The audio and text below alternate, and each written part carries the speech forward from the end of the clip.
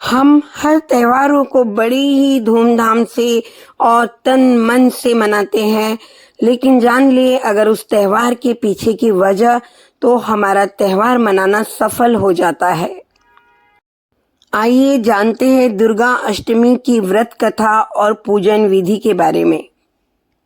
नवरात्रि के 8वें दिन माँ दुर्गा की 8वीं शक्ति महागौरी का पूजन किया जाता है। कथा के अनुसार देवी पार्वती रूप में महागौरी ने भगवान शिव को पति रूप में प्राप्त करने के लिए कठोर तपस्या की थी। एक बार भगवान भोलेनाथ द्वारा कहे गए किसी वचन से पार्वती जी का मन का आहत होता है और पार्वती जी तपस्या में लीन हो जाती है। इस प्रकार वर्षों तक कठोर तपस्या करने पर जब पार्वती जी नहीं आती तो पार्वती को खोजते हुए भगवान शिव उनके पास पहुंच जाते हैं।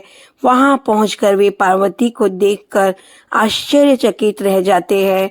पार्वती जी का रंग अत्यंत ओजपूर्ण होता है। उनकी छटा चांदनी के समान श्वेत और कुंद के फूल के समान धवल दिखाई पड़ती है।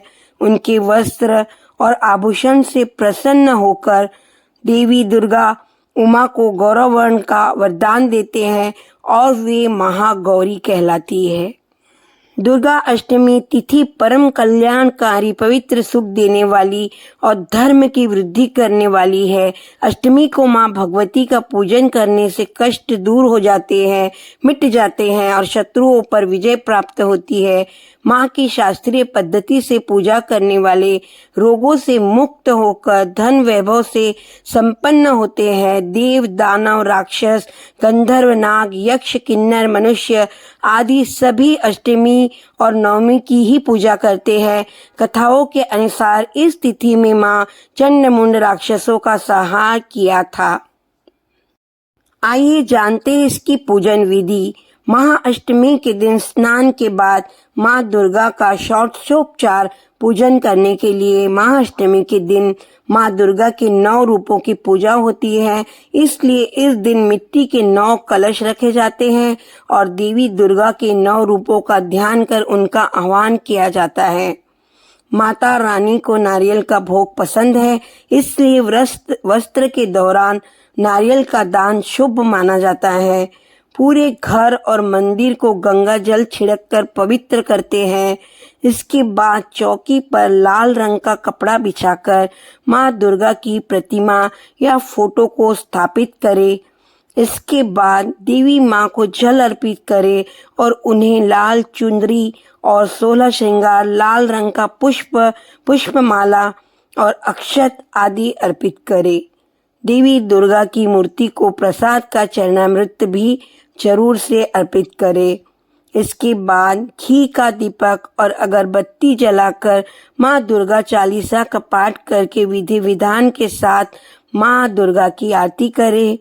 बाद में प्रसाद या नैवेद्य दूसरों को देकर अपना व्रत समाप्त करें और शाम के समय गेहूं और गुड़ से बनी वस्तुओं को अपना व्रत खोले।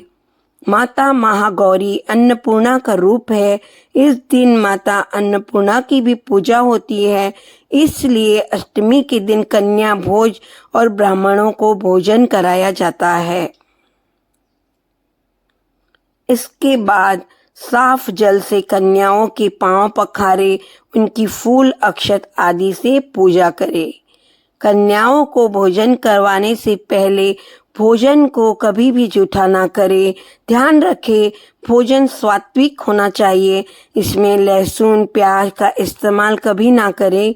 भोजन में हलवा, पूड़ी, खीर, चना, सब्जी जो प्रसाद के लिए बनाया जाता है उसी को सभी कन्याओं को खिलाएं। भोजन के बाद कन्याओं को दान दक्षिणा दे, जैसे कि फल, श्रृंगार सामग्री, मिठाई, नारियल आदि। इन सभी कन्याओं का आशीर्वाद ले और फिर अपने व्रत को खोले। जय माता दी। उम्मीद है आज का वीडियो आपको बहुत पसंद आया होगा।